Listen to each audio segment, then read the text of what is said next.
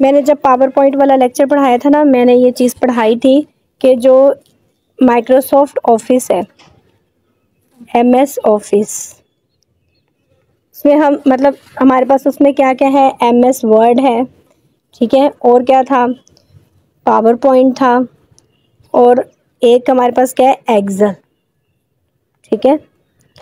Word को हम use करते हैं मतलब हमने कोई भी डॉक्यूमेंट लिखना है, ठीक है। वर्ड को क्या हम किस लिए यूज़ करते हैं, हमने कोई डॉक्यूमेंट लिखना है, मतलब वो डॉक्यूमेंट हमारा कोई लेटर भी हो सकता है, स्टोरी भी हो सकती है, किसी की बायोग्राफी भी हो सकती है, ठीक है। तो डॉक्यूमेंट फॉर्म में जो हम चीज़ लिखते हैं ना, वो उसके लिए हम MS वर्ड यूज़ करते हैं। आप लोगों में से यूज़ किया भी होगा, करते भी होंगे। और PPT किसके लिए यूज़ होती है, ये होती है प्रेजेंटेशन के लिए, मतलब आपने कोई प्रेजेंटेशन देनी है उसके लिए आप क्या यूज़ करते हैं, उसके लिए आप यूज़ करते हैं PPT, ठीक है।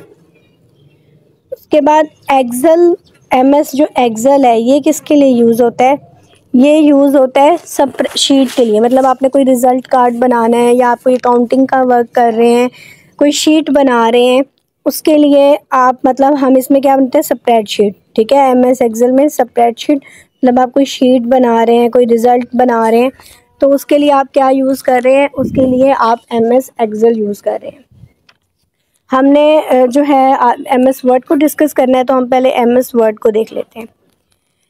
जो MS वर्ड है ना, इसका जो पब्लिक, अब हम जो इसका वर्जन यूज़ कर रहे हैं वो है 2021, ठीक है। पब्लिकली यूज्ड वर्जन कौन सा है, 2021।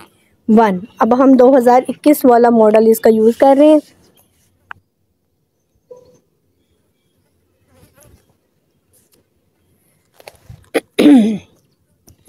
अच्छा, इसको जो माइक्रोसॉफ्ट ऑफिस था ना, इसको किसने मतलब फाउंडेड किया था, इसकी किसने बुनियाद रखी थी, बिल गेट्स और पॉल एलन ने, ठीक है। माइक्रोसॉफ्ट ऑफिस फाउंड किया था किस सन के अंदर, 1975 के अंदर, ठीक है। 1975 में Bill Gates and Paul Allen ने माइक्रोसॉफ्ट ऑफिस को फाउंड किया था।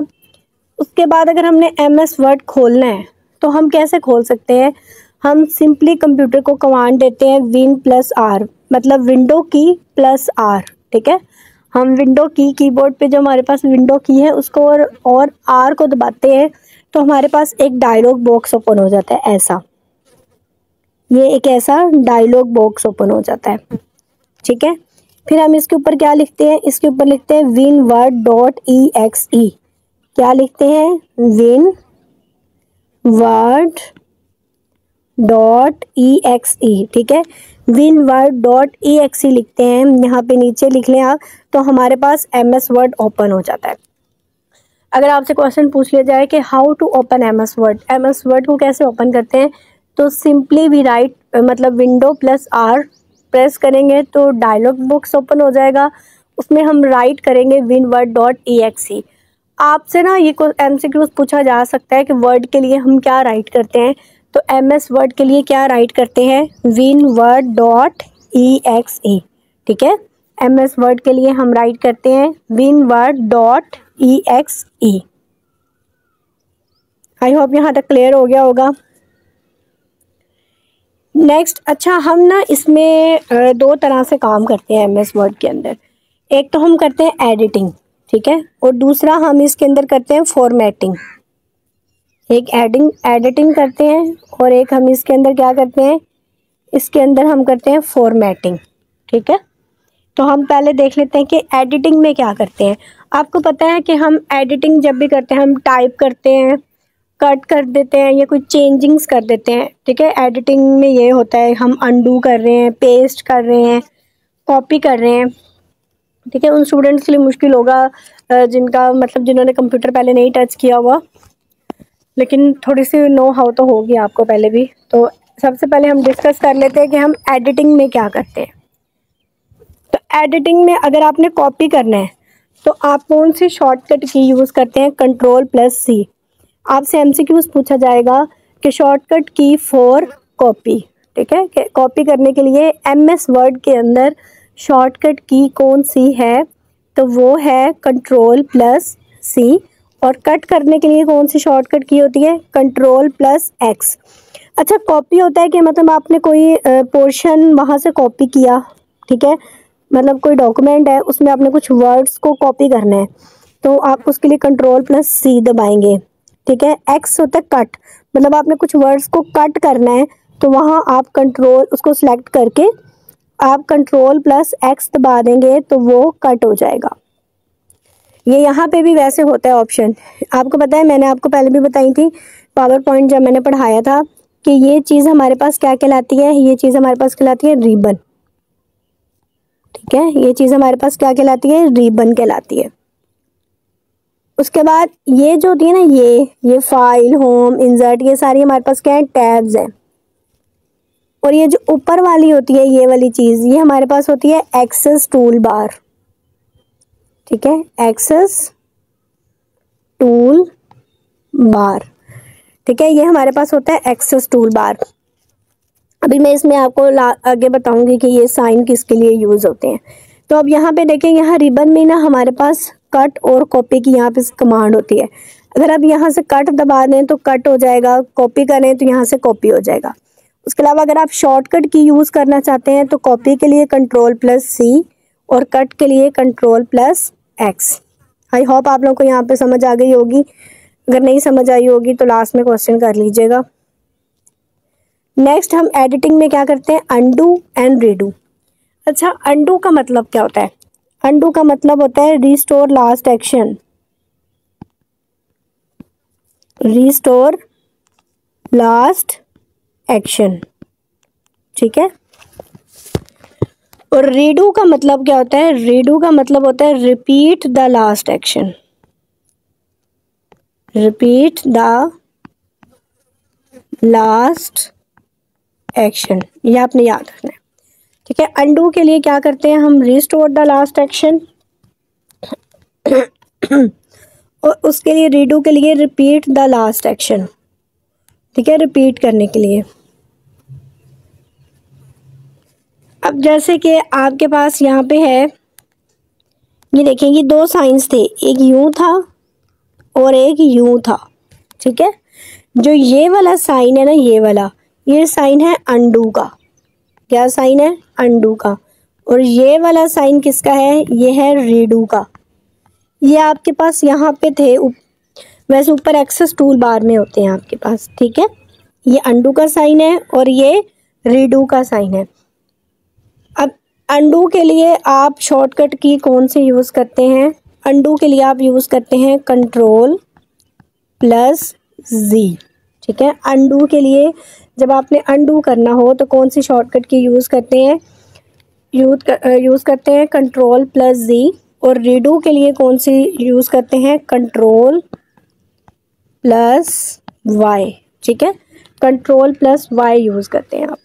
अंडू के लिए कंट्रोल प्लस जी और रीडू के लिए कंट्रोल प्लस वाई।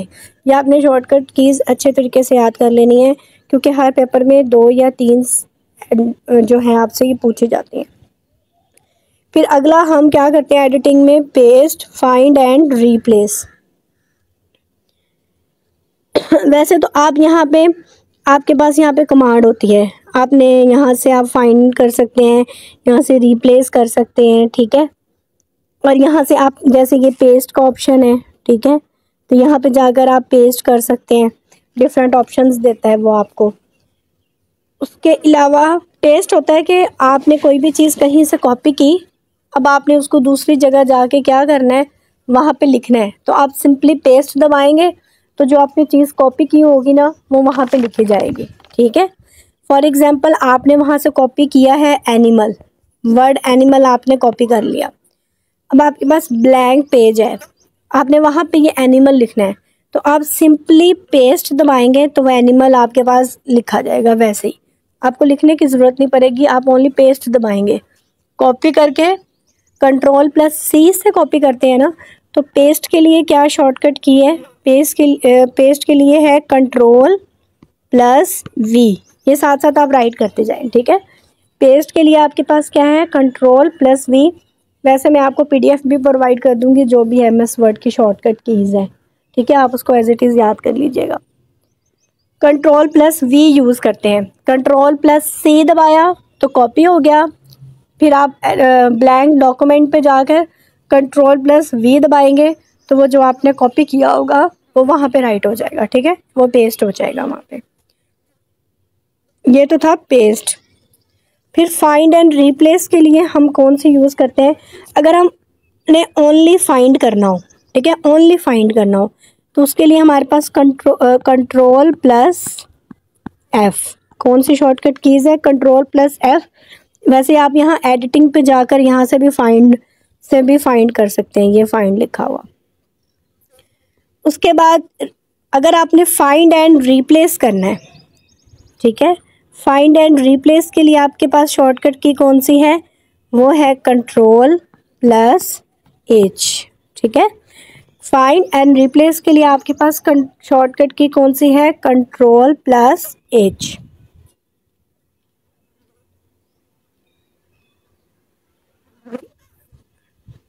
ये देखें, यहाँ पे एडिटिंग पे जाएंगे ना, एडिटिंग पे, तो ये आपके पास यहाँ पे,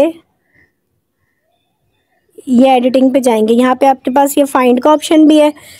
आप यहाँ से भी फाइंड कर सकते हैं अगर आपने कोई चीज़ फाइंड करनी है। बाकी आप कंट्रोल प्लस एफ दबाएंगे तो वहाँ से भी फाइंड हो जाएगा। ये रिप्लेस करना है, ठीक है, तो आप कंट्रोल प्लस एच दबाएंगे तो आप, ये शॉर्टकट कीज़ हैं। वैसे यहाँ पे भी ऑप्शन होते हैं।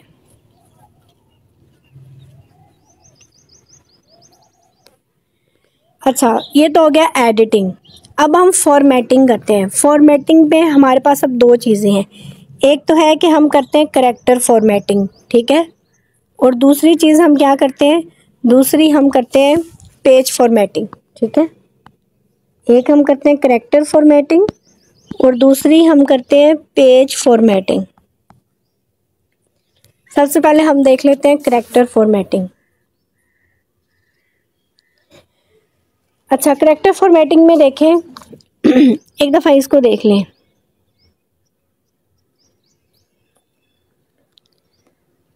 अच्छा, ये जो है ना, यहाँ पे जो आपके पास एरियल लिखा हुआ है, मतलब ये यहाँ पे आप फ़ॉन्ट सेलेक्ट करते हैं। मतलब आपने कौन सा फ़ॉन्ट है, यहाँ पे आपके पास डिफरेंट ऑप्शंस होते हैं जिससे आप फ़ॉन्ट को चेंज कर सकते हैं। मतलब जो टेक्स्ट है आपका, उसका आप स्टाइल चेंज कर सकते हैं। और ये जो आपका 10 लिखा हुआ आ रहा है, यहाँ पे फ़ॉन्ट साइज़ है, यहाँ पे डिफरेंट 72 तक होते हैं, ठीक है। अब वहाँ तक जो है वो मैनुअली तो 1638 होते हैं, लेकिन जो स्मॉलेस्ट है वो 8 होता है और जो लार्जेस्ट है वो 72 होता है। तो यहाँ से आप अपना फ़ॉन्ट साइज़ जो है वो सिलेक्ट कर सकते हैं। ये बी से क्या है, आप बोल्ड कर सकते हैं, ठीक है। ये भी मैं आपको ना 1 बाय 1 आगे सारा पढ़ाऊँगी, इसकी सारी जो है वो शॉर्टकट कीज़ भी पढ़ाती हूँ। अब बोल्ड है कि आपने अपने लफ्ज़ को बहुत ज़्यादा बोल्ड करके लिखना है, मतलब थोड़ा सा वाज़ेह, तो उसके लिए बोल्ड। और इसका मतलब होता है इटैलिक, मतलब यूं इटैलिक फॉर्म में लिखना, यूं इटैलिक फॉर्म में, ठीक है। और यू के नीचे ये जो अंडरलाइन है, इसका मतलब होता है अंडरलाइन। मतलब आपने कोई भी टेक्स्ट लिखा है, जैसे उसके नीचे आपने यूं अंडरलाइन लाइन लगानी है, तो आप उसके लिए ये अंडरलाइन यूज़ करेंगे, ठीक हो गया। और ये होता है स्ट्राइक थ्रू। स्ट्राइक थ्रू का मतलब है कि कोई भी लिखा हुआ है, जैसे यहाँ पे पेज लिखा हुआ है, तो अगर आपने स्ट्राइक दबाना है तो उसके ऊपर यूं करके लाइन आ जाती है, ठीक है, तो ये स्ट्राइक थ्रू होता है। अच्छा, उसके बाद इससे क्या, ये जो ए के ऊपर है ये ऐसे निशान है, ये ऐसे, ठीक है, इसका मतलब क्या होता है? Increase font size. अगर आपने फ़ॉन्ट साइज़ को इंक्रीज करना है तो अगर आप यहाँ पे नहीं भी जाते ना, तो आप सिंपली इसको दबाते हैं तो वो खुद ब खुद इंक्रीज होता जाता है। फिर जितना आपने इंक्रीज करना हो आप उतना इंक्रीज कर लेते हैं। इससे क्या होता है? ये यूं है, इससे होता है decrease font size. Font size decrease हो रहा होता है, कम हो जाता है, ठीक है। उसके बाद इससे आप फ़ॉन्ट को कोई भी कलर दे सकते हैं। मतलब आपने रेड कलर का लिखना है टेक्स्ट, अपना ब्लू कलर का लिखना है, कोई भी आप कलर दे सकते हैं। इससे हाईलाइट कर सकते हैं, वो पूरा हाईलाइट हो जाता है, ठीक है, हाईलाइट करने के लिए यूज़ होता है। ये वर्ड आर्ट है, इसके अंदर भी आपके पास डिफरेंट ऑप्शंस होते हैं, आपने किस तरीके से उसको अपना मतलब वर्ड लिखना है। अच्छा, ये जो आपके पास कमांड है ना, ये वाली, ये जो नीचे लिखा हुआ है, ये देखो ऐसे लिखा हुआ है, ये पावर नीचे को आ रही है, इसको कहते हैं सुपर स्क्रिप्ट। ठीक है, सुपर स्क्रिप्ट होता है, और ये जो ऊपर को है वो क्या है, सबस्क्रिप्ट है। ठीक है, अब मैं वन बाय वन इन सबको पढ़ाती हूँ। आपने पीछे फ़ॉन्ट स्टाइल देख लिया है। ठीक है, अब हमारे पास 5 तरह के फ़ॉन्ट स्टाइल होते हैं MS वर्ड के अंदर। ये करेक्टर फॉर्मेटिंग अभी हम पढ़ रहे हैं। ठीक है, regular, bold, italic, underline, bold and italic. पीछे पेपर में ना MCQs आया हुआ है कि ये which one is not the font style, कौन सा फ़ॉन्ट स्टाइल नहीं है। नीचे आपको वो ऑप्शन दे देते हैं रेगुलर, अंडरलाइन, तो आपको पता होना चाहिए कि इसमें से आपके पास कौन सा फ़ॉन्ट स्टाइल नहीं है। 5 है, regular, bold, italic, underline, bold and italic. अब बोल्ड करने के लिए हम कौन सा यूज़ करते हैं, Ctrl+B। इटैलिक करने के लिए Ctrl+I। अंडरलाइन करने के लिए Ctrl+U। ये मैंने अभी आपको पीछे पढ़ाया था, उसमें यूँ बोल्ड है कमांड, फिर इटैलिक की है, और फिर ये अंडरलाइन की है। आप वहाँ से जाके भी कर सकते हैं, लेकिन अगर आपने शॉर्टकट की यूज़ करनी है तो आप सिंपली कीबोर्ड पे लिखेंगे Ctrl+B, तो आपका टेक्स्ट बोल्ड हो जाएगा। आप लिखेंगे Ctrl+I, तो आपका इटैलिक फॉर्म में हो जाएगा। आप लिखेंगे Ctrl+U, तो आपका जो टेक्स्ट है वो अंडरलाइन हो जाएगा। ठीक है, तो आप सिंपली शॉर्टकट कीज़ के ज़रिए भी कर सकते हैं, या आपने इनकी सारी शॉर्टकट कीज़ याद कर लेनी है। नेक्स्ट है फ़ॉन्ट साइज़। अब फ़ॉन्ट साइज़ वैसे बाय डिफ़ॉल्ट 11 होता है। जब आप खोलते हैं ना MS वर्ड, तो ये बाय डिफ़ॉल्ट यहाँ पे 11 आ रहा होता है। ये है 2007 के बाद। 2007 से जो पहले वर्जन था ना, उसमें 12 था। 2007 से जो पहले था, बिफोर 2007 क्या था, 12 था। ठीक है, और यहाँ पे अब जो हम लिखते हैं ना, हम अब लिखते हैं, तो यहाँ पे कैलिबरी लिखा हुआ आता है। ये देखें, यहाँ पे कैलिबरी लिखा हुआ आता है। ठीक है, जब हम ओपन करते हैं, और यहाँ पे क्या आता है हमारे पास, यहाँ पे 11 लिखा हुआ आता है। लेकिन 2007 से पहले यहाँ पे क्या लिखा हुआ आता था, यहाँ पे टाइम रोमन। ये भी आपसे पूछ लिया जा सकता है कि 2007 से पहले का जो वर्जन था उसमें यहाँ पे बाय डिफ़ॉल्ट क्या था, तो बाय डिफ़ॉल्ट यहाँ पे टाइम रोमन था। लेकिन जो 2007 के बाद अब हम जो यूज़ कर रहे हैं उसमें बाय डिफ़ॉल्ट क्या है, उसमें कैलिबरी है, और टाइम रोमन 12 था, लेकिन जो अब वाले में है उसमें कैलिबरी 11 है। ठीक है, क्या है, कैलिबरी 11, जो हम अब यूज़ कर रहे हैं। अच्छा, सबसे स्मॉलेस्ट फ़ॉन्ट साइज़ क्या होता है, 8, और लार्जेस्ट 72। ये आपने याद रखना है, ये भी MCQs पूछा जाता है कि which is smallest and largest font size in MS word. MS word के अंदर स्मॉलेस्ट और लार्जेस्ट फ़ॉन्ट साइज़ क्या है, तो वो 8 और 72 है। और मैनुअली कितना होता है, मैनुअली 1638। ठीक हो गया, तो यहाँ से आप देखें, यहाँ से आप अपना फ़ॉन्ट साइज़ चेंज कर सकते हैं वैसे, और यहाँ पे आपके पास मतलब आ जाएगा फ़ॉन्ट साइज़। फिर फ़ॉन्ट इफ़ेक्ट्स हैं। अगर आपने फ़ॉन्ट को इफ़ेक्ट देना है, अगर आपने सबस्क्रिप्ट लिखना है, सबस्क्रिप्ट अभी मैंने बताया कि विच इज़ लोअर। ठीक है, लोअर पोजीशन पे हो। अच्छा, ये ना यहाँ पे थोड़ा सा जो है, यहाँ पे ना इस पिक्चर में थोड़ी सी मिस्टेक है, आई थिंक सो। ये जो होता है ना, जो बेस लाइन के यूँ नीचे होता है, ठीक है, वो होता है सबस्क्रिप्ट। ठीक है, जो नीचे होता है ना वो सबस्क्रिप्ट होता है, और ये जो ऊपर होता है वो होता है सुपर स्क्रिप्ट। ठीक है, ये आपने याद, सुपर से लिखना है, सुपर से याद रखना है कि बेस ऊपर है। ठीक है, और सब से याद रखना है कि बेस नीचे है। ये पिक्चर ना मैं आपका नोट्स में चेंज कर दूंगी, ये पिक्चर में मिस्टेक है। ठीक है, ठीक है, याद कर लें कि जो बेस ऊपर होगी वो हमारे पास क्या है, वो सुपर स्क्रिप्ट है। ठीक है, क्या है, सुपर स्क्रिप्ट है। और जिसमें बेस नीचे है वो हमारे पास क्या है, वो हमारे पास सबस्क्रिप्ट है। ठीक है, ये आपने याद रखना है, सुपर से ऊपर और सबसे नीचे। फिर उसके बाद हमारे पास ना शॉर्टकट कीज़ हैं। कि वैसे तो हम यहाँ पे भी जाकर जो है वो चेंज कर सकते हैं फ़ॉन्ट इफेक्ट, लेकिन अगर हमने कंट्रोल शॉर्टकट की यूज़ करनी हो तो सब्सक्रिप्ट के लिए हम यूज़ करते हैं control plus is equal to sign, ठीक है। और सुपर स्क्रिप्ट के लिए हम यूज़ करते हैं control plus shift plus is equal to, ठीक है। ये इसकी शॉर्टकट कीज़ है। ये इसमें मिस्टेक है, ठीक है, तो मैं इसको चेंज कर दूंगी बाद में। फिर हमारे पास है ड्रॉप कैप। अच्छा, ड्रॉप कैप क्या होता है? ड्रॉप कैप होता है ऐसे ये देखें, वैसे तो आप ना यहाँ पे जाके यहाँ पे जाके ना आप यहाँ पे हमारे पास एक कमांड होती है ड्रॉप कैप, ये रही। यहाँ से आप ड्रॉप कैप अपना नीचे से सिलेक्ट कर सकते हैं कि आप किस किस्म का ड्रॉप कैप अप्लाई करना चाहते हैं। अब ड्रॉप कैप होता क्या है, ये देखें, ये इस तरीके से आपको ये जो पहला लेटर यूँ आप कैपिटल सा लिख देते हैं, इनिशियल लेटर, ठीक है, फर्स्ट इनिशियल लेटर, इसको कहते हैं ड्रॉप कैप। इसी तरह ये, अब देखिए इसको अप्लाई करने के ना दो तरीके हैं, बाय द टू वे। अच्छा, एमसीक्यूज आ जाता है कि कितने तरीक़ों से हम ड्रॉप कैप अप्लाई कर सकते हैं, तो दो तरीक़ों से हम ड्रॉप कैप अप्लाई कर सकते हैं। कितने तरीक़ों से? टू वेज, ठीक है, दो तरीक़ों से हम ड्रॉप कैप अप्लाई कर सकते हैं। एक आता है कि जिसमें आपके पास अब ये लाइंस हैं और ड्रॉप कैप आपका इधर ऊपर लाइंस के ऊपर आ रही हूँ, पहली 3 लाइन पे आ गया, एक इस तरीके से अप्लाई कर सकते हैं। और एक कर सकते हैं हम कि ये आपके पास लाइंस हैं, बाकी इधर लिखा हुआ है ड्रॉप कैप आपका इधर आ रहा है, ठीक है। तो ये दो तरीक़ों से, हम एक लाइंस के ऊपर से स्टार्ट हो रहा हो या लाइन से पहले स्टार्ट हो रहा हो, तो इस तरह दो तरीक़ों से जो है वो हम ड्रॉप कैप अप्लाई कर सकते हैं। उसके बाद यहाँ पे है कि बाय डिफ़ॉल्ट, ये आपसे क्वेश्चन पूछा जाता है कि बाय डिफ़ॉल्ट ड्रॉप कैप जो है वो कितने लाइंस पे अप्लाई होता है, तो वो 3 लाइंस पे अप्लाई होता है, ठीक है। मिनिमम हम उसको 1 लाइन पे अप्लाई कर सकते हैं और मैक्सिमम हम उसको 10 लाइंस पे अप्लाई कर सकते हैं।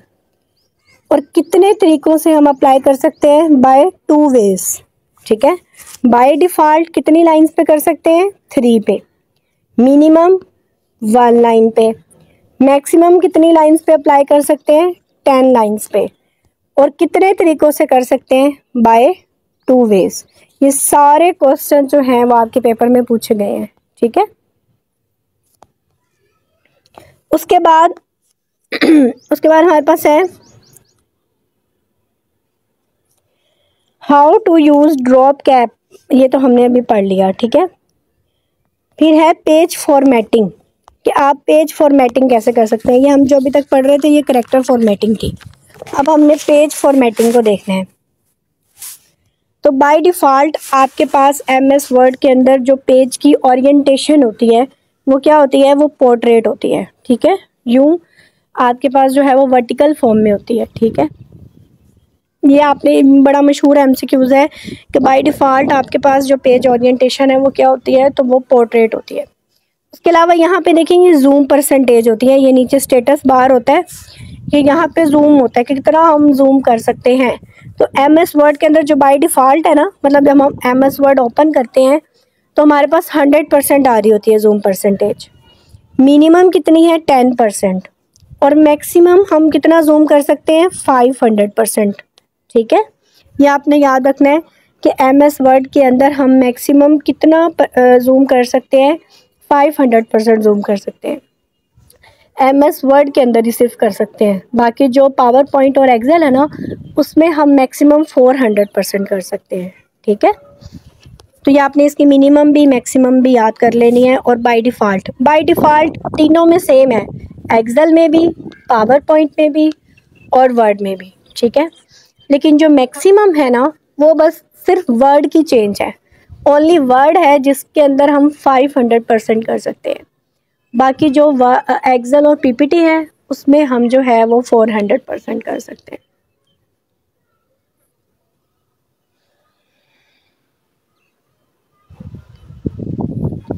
अच्छा, उसके बाद है मार्जिन। मार्जिन ना हमारे पास 5 तरह के हैं, left margin, right margin, top, bottom और गटर मार्जिन। ये आपके पास यहाँ पे होती है मार्जिन, यहाँ से आप सेलेक्ट करके आपने जो भी मार्जिन अप्लाई करने हो वो कर सकते हैं।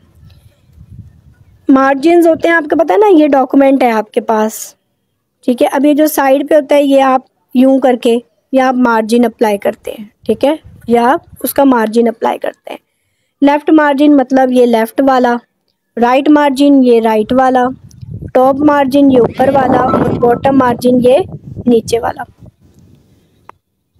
अच्छा, एक और चीज़ हमने इसमें करनी है कि इसकी जो 2003 का जो वर्जन था ना, उसमें जो लेफ़्ट और राइट मार्जिन था वो था 1.25 इंच का। लेफ़्ट और राइट मार्जिन कितने का था?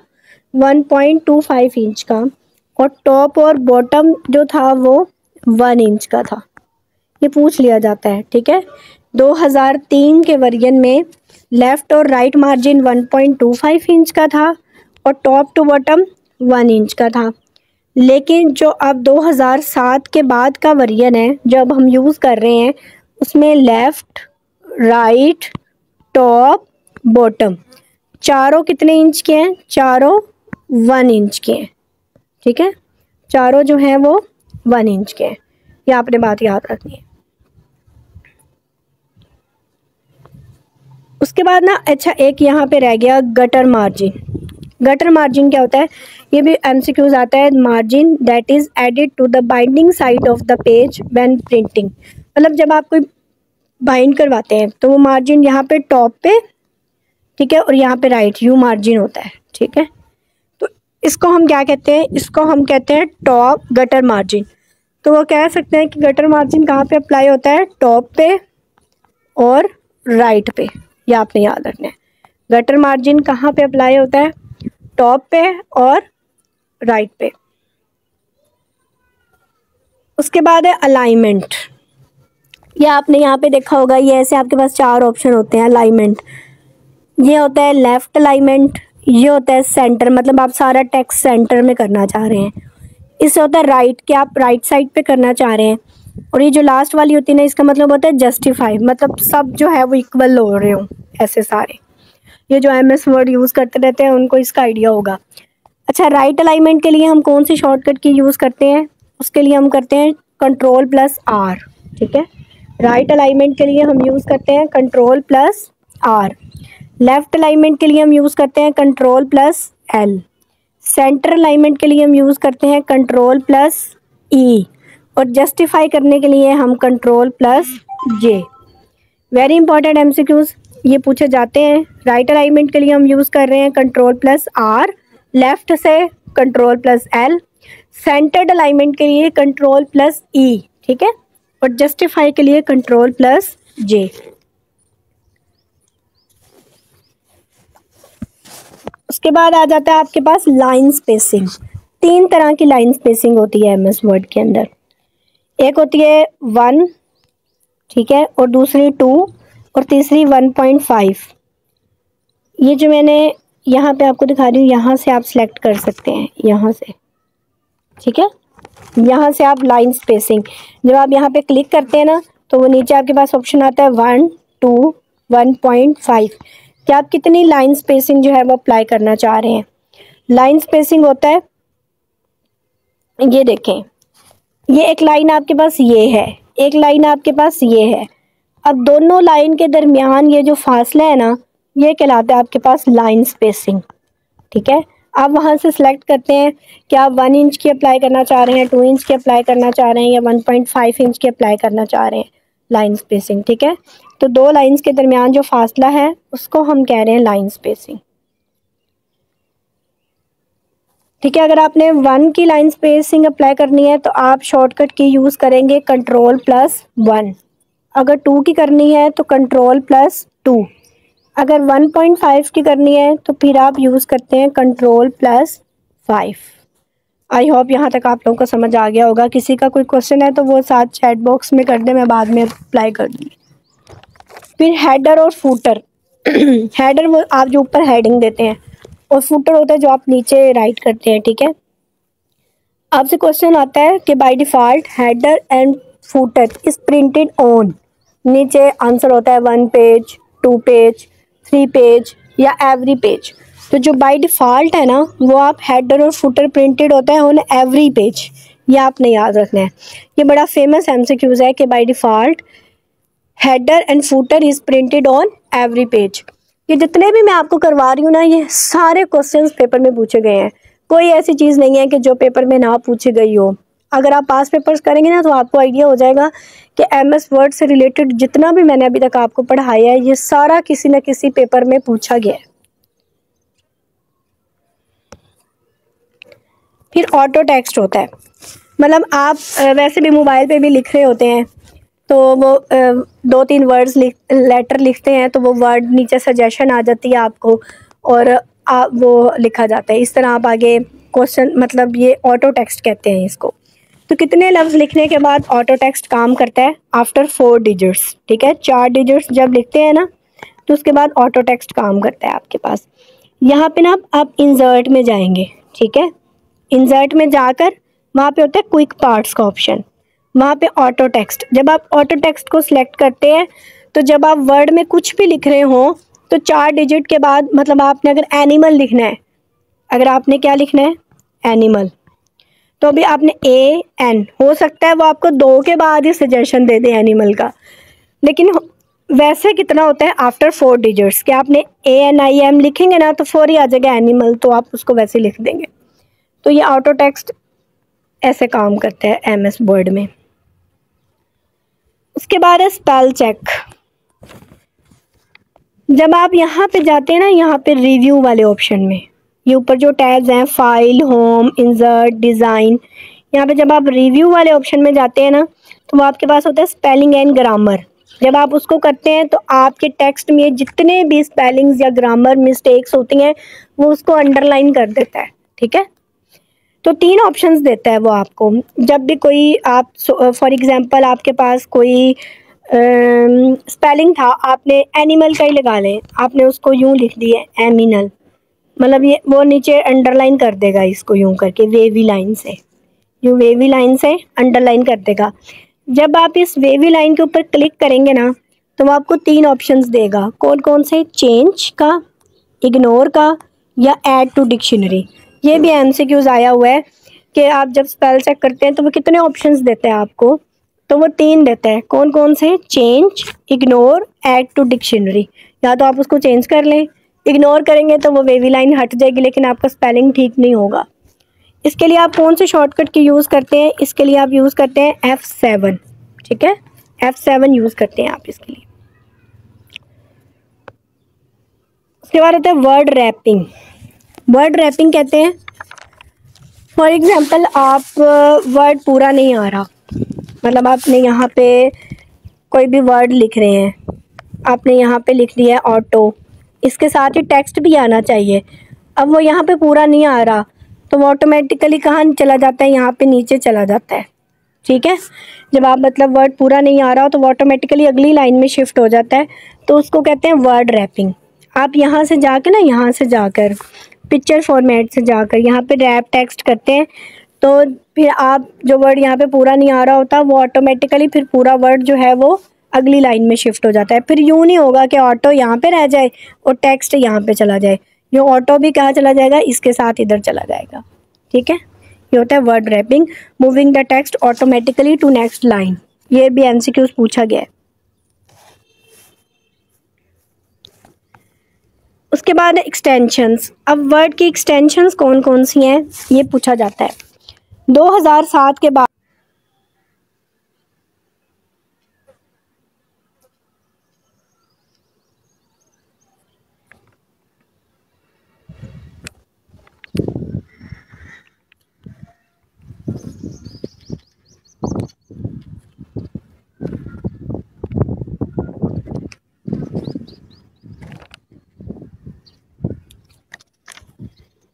चले हम स्टार्ट करते हैं। हमने यहाँ से छोड़ा था। आवाज़ आपको आ रही है? मीटिंग का टाइम एंड हो जाता है तो आप दोबारा से ज्वाइन कर लिया करें। अच्छा, यहाँ पे हमारे पास हम एक्सटेंशंस पढ़ रहे थे, तो 2007 के बाद अब हमारे पास जो वर्ड की एक्सटेंशन है वो क्या है? .docx, ठीक है, .docx है। और 2007 से पहले क्या थी, 2007 से पहले हमारे पास DOC थी। ठीक है, 2007 से पहले हमारे पास DOC थी और 2007 के बाद हमारे पास DOCX है। उसके बाद शॉर्टकट कीज़ हैं। वैसे तो मैं आप लोगों के साथ ये शेयर कर दूंगी, शॉर्टकट कीज़ सारी PDF में मैंने कंपाइल कर ली हैं। तो अगर F8 की होता है, अगर आप उसको 2 दफ़ा दबाते हैं ना तो एक पूरा वर्ड सेलेक्ट करता है। ठीक है, अगर आप F8 को 3 दफ़ा दबाते हैं तो एक सेंटेंस को सिलेक्ट करता है। अगर आप इस तरह F8 4 दफ़ा दबाते हैं तो पूरा पैराग्राफ सेलेक्ट हो जाता है। अगर आप F8 5 दफ़ा दबाते हैं तो पूरा डॉक्यूमेंट सेलेक्ट हो जाता है। ये भी MCQ पूछा गया है कि अगर F8 को 1 दफ़ा दबाया जाए, 2 दफ़ा दबाया जाए तो क्या होता है, 3 दफ़ा दबाया जाए तो क्या होता है, 4 दफ़ा दबाया जाए तो क्या होता है। ठीक है, यह आपने याद रखना है। उसके बाद है होम की। होम की जब दबाते हैं ना तो कर्सर मूव कर जाता है to the beginning of line. ठीक है, उसके बाद एंड की जब दबाते हैं तो कर्सर आपका लाइन के एंड पे आ जाता है। फॉर एग्जांपल ये लाइन है, जब आप होम की दबाएंगे ना तो कर्सर आपका यहाँ लाइन के स्टार्ट में आ जाएगा। अगर आप एंड की दबाएंगे तो कर्सर आपका यहाँ लाइन के एंड पे चला जाएगा। अगर आप कंट्रोल प्लस होम की दबाते हैं तो वो डॉक्यूमेंट के बिगनिंग पे जाएगा। फॉर एग्जांपल ये सारा डॉक्यूमेंट है। ठीक है, तो वो यहाँ डॉक्यूमेंट के बिगनिंग पे चला जाएगा कर्सर। अगर आप कंट्रोल प्लस एंड की दबाएंगे तो वो आपका कर्सर क्या होगा, यहाँ पे एंड पे चला जाएगा, डॉक्यूमेंट के एंड पे चला जाएगा। सिंपल होम की दबाएंगे तो लाइन के स्टार्ट में आएगा। अगर कंट्रोल प्लस होम की दबाएंगे तो डॉक्यूमेंट के स्टार्ट में आएगा। ये चीज़ आपने याद रखनी है, लाइन और डॉक्यूमेंट का डिफरेंस आपने याद रखना है। अच्छा, ये तो था MS वर्ड। वैसे तो इसके जो सारा था ना, मैंने आपको शॉर्टकट कीज़ वैसे और भी हैं। ठीक है, तो वैसे तो मैंने अक्सर आपको सारी करवा दी हैं, जैसे मैंने अंदर लेक्चर के अंदर ही। तो कुछ जो रह गई हैं वो आपके साथ ना मैं शेयर कर दूँगी, आप उसको एज इट इज़ वैसे ही याद कर लीजिएगा। ये तो था MS वर्ड। अच्छा, मुझे बता दें, अगर हमने अब MS एक्सेल भी पढ़ना है, वैसे तो वो थोड़ा सा ये इससे मिलता जुलता ही है, तो हम साथ साथ उसको भी देख लेते हैं। ठीक है, ताकि आप